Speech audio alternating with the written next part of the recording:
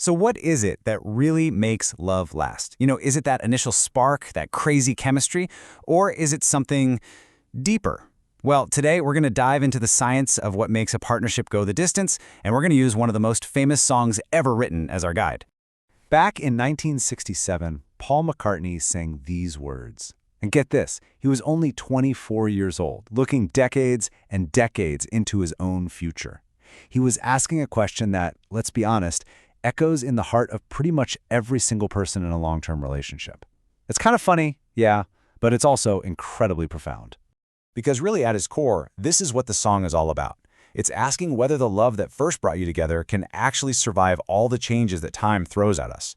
So what does it take to get a yes to that question, decades down the road? To figure that out, we first have to understand what brings people together in the first place. And it turns out, a lot of it comes down to science, specifically the science of our evolutionary impulses. So there's this psychologist, David M. Buss, and he did this absolutely massive study. We're talking 10,000 people from all over the world. And what he found was that, yeah, culture plays a role, but our initial romantic attractions, they're deeply wired into our biology. It's a lot more nature than it is nurture. And Buss uncovered this really fascinating pattern.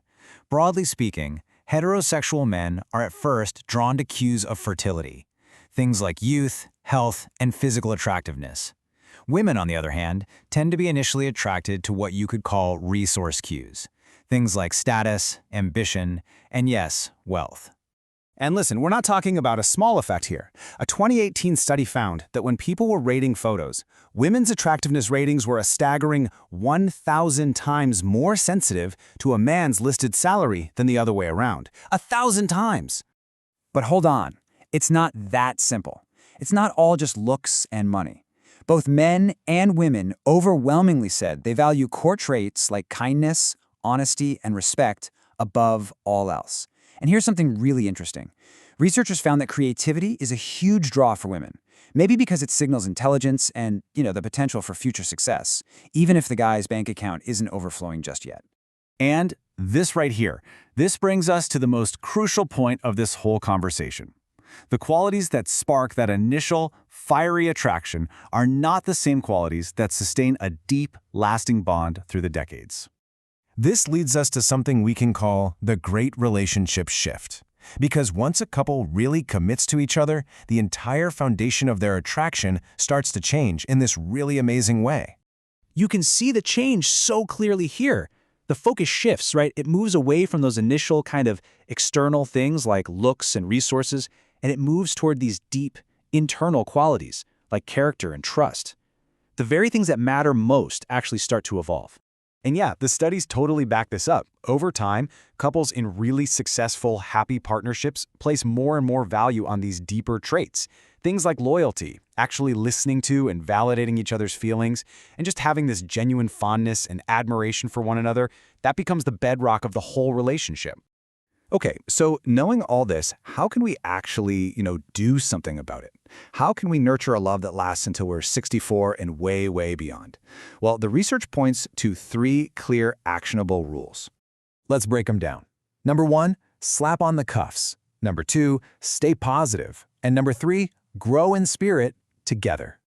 All right, that first one, slap on the cuffs, it sounds a little intense, I know, but it's about a really beautiful idea.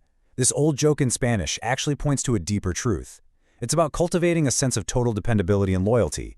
It creates this happy feeling of being attached, a bond that you choose and cherish, not one that feels confining. Second, stay positive. It is so easy to make your home a safe space to just vent all your frustrations, right? But that can put this huge negative weight on a relationship. The research is crystal clear. A strong bond is built on shared joy, on humor, on enthusiasm, so you have to make a conscious choice to bring your happiness home too. And number 3, grow in spirit together.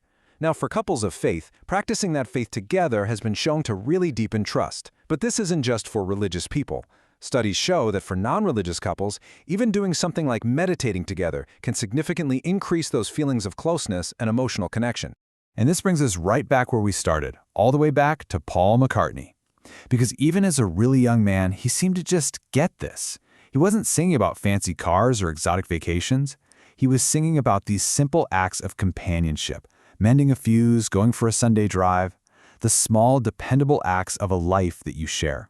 Because in the end, your looks will fade, your ambitions might change, but what truly matters for a love that lasts a lifetime is your character. The beauty you build on the inside is the only thing that can guarantee you'll still be getting Valentines many, many years from now. So the real question is, what qualities are you building for the long haul?